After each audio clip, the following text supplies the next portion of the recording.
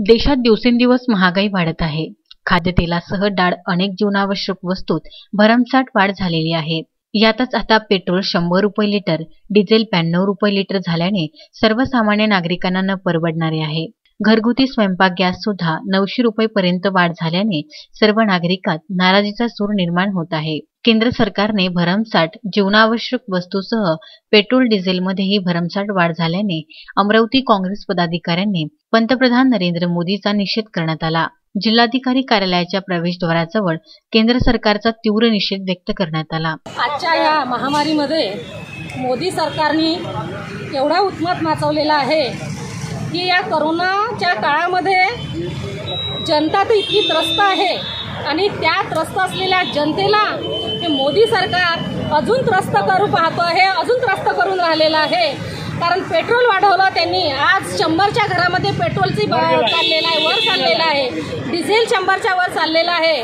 आणि आमच्या महिलांना आज आम्ही ज्या गॅसवर स्वयंपाक करते, आमची महिला, गरीब महिला, खेड्यातील महिला, तिला गॅस हे 400 आणि 500 रुपये सुद्धा जास्तीचे वाटते।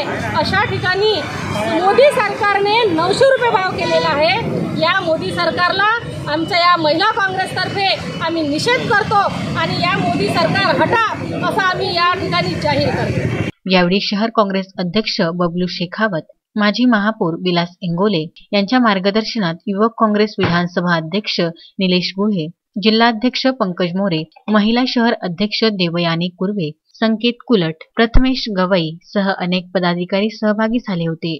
आज कोरोना काळात कोरोनाच्या संकटशी पूर्ण भारत देश झुंजत आहे, लढत आहे आणि त्या परिस्थितीमध्ये मोदी सरकारने लोकांच्या समस्या जाणून घेऊन मोदी सरकारने